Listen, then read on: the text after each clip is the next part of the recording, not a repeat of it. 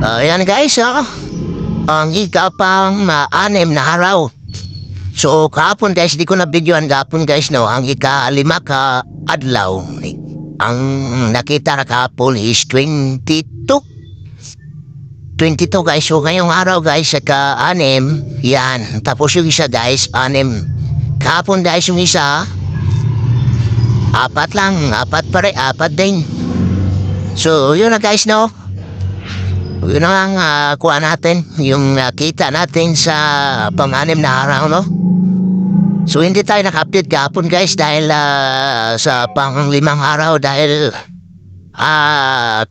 nagpunta kami sa Canigao Island. So abangan nyo guys ang ating upload sa Canigao Island, no?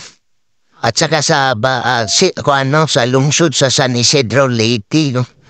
So abangan nyo guys ang ating upload. So yun na muna guys, no, ang ipakita ko sa inyo. Yung challenge natin sa barbershop, yung kita natin sa barbershop Sunday, yun ang ginato nung Sunday, hapon, no? Sunday, 29. Tapos nung Saturday, 22. So, yun na guys, no? Ang pang-anim natin na, o pang-5.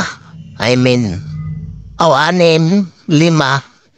So, sabay na lang natin guys, no? Ang 6 at saka 5 na update dahil hindi tayo naka-upload kahapon dahil nag-laag muna si Chuyas, no? So, yun ang mga guys. Thank you so much sa inyong panonood. Like and share lang guys, no? Abangan nyo sa mga upload pa sa susunod na mga araw. Thank you so much guys. Bye-bye.